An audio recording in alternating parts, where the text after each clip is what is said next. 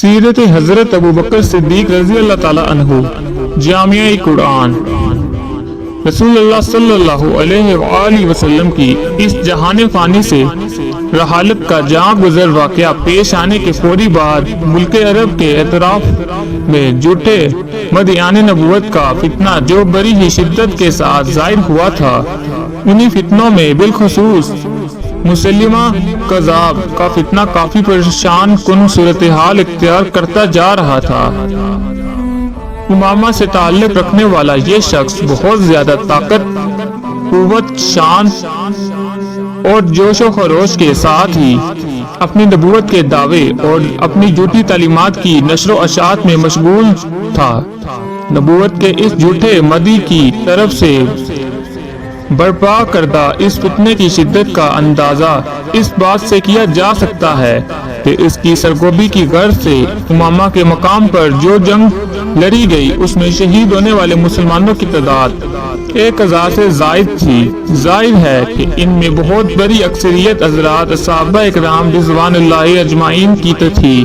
کیونکہ رسول اللہ صلی اللہ علیہ وآلہ وسلم کی رحالت کے مخصوص چند ماہ بعد ہی یہ جنگ پیش آئی تھی۔ اس اتنے بڑے نقصان کے علاوہ بالخصوص جو بات تمام مسلمانوں کے لیے بہت زیادہ اضطراب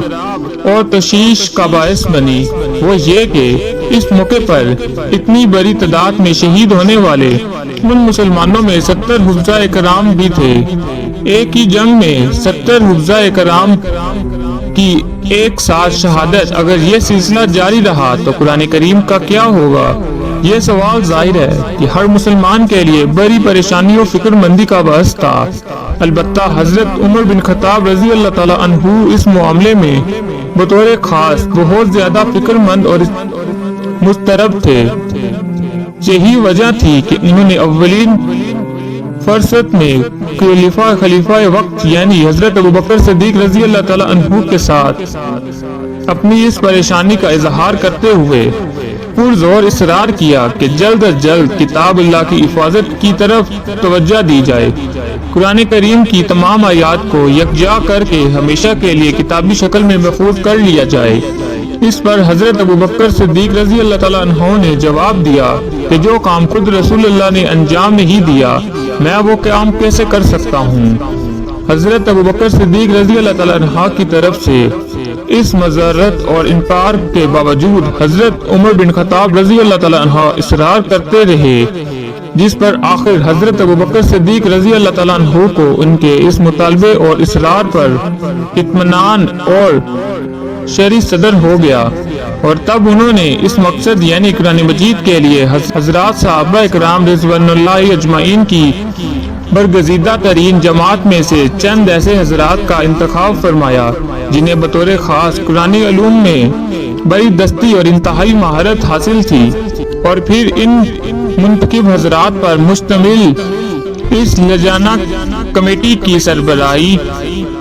و نگرانی کی عظیم ترین ذمہ داری رسول اللہ صلی اللہ علیہ وآلہ وسلم کے جلیل القدر صحابی حضرت زید بن ثابت انصاری رضی اللہ تعالی عنہ کو سونپی، جو عرصہ دراز تک آپ صلی اللہ علیہ وآلہ وسلم کی خدمت میں